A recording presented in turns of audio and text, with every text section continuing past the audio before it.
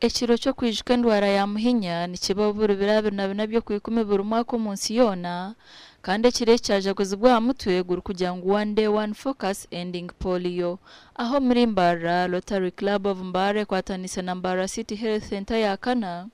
bahita bo mu kwijuka kireki bari kwishyya baziro mu gasho gwo kugemesa abana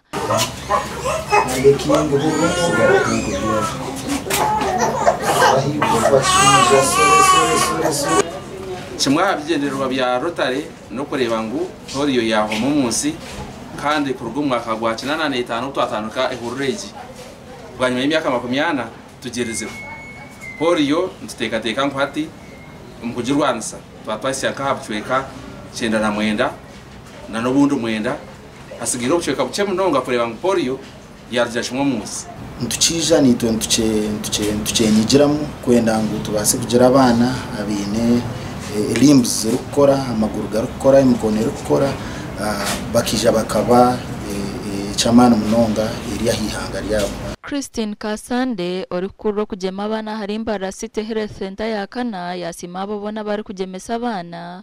kandi yashaba batakacejumbiremo okwimukiro muhurureji nabwo cyo ntirebuka ngo mwana atakajiro muyirwaro nabanza funo gumbazo gwa polio ndopsibiro mukana tumuhereza na BCG yo kucinjira akakoko ka TB ndena na hepatitis B zero dose ka city mu department ya health twine mu team ya inspectorate team ejineta ya ira za lagunze za national water periodically kwa bangole funa samples bazihayo bazisendika UVRI kucheckinga kureba hari mu bukoko bwa polio aho kwantu manyajengo ko musitante kozesa system ya maize na nobubi bugendro mu sewer lines bohenda bwa collected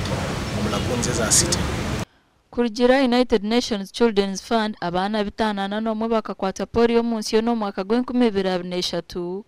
kuyarkumo rwenda 98 abana barukwatwa muhinya bakacendera no bucweka 9 arigana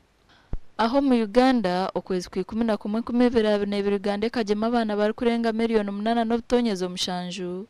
nekigenderwa cyo kurwanisa ndwara ya muhinya kurugira World Health Organization okurugira Ministry y'Amagara mu Uganda omwaka gw'2022 abana miliyoni 9,859 abari hansi y'emyaka 5 bakagema ndwara eji Diane Tatukunda.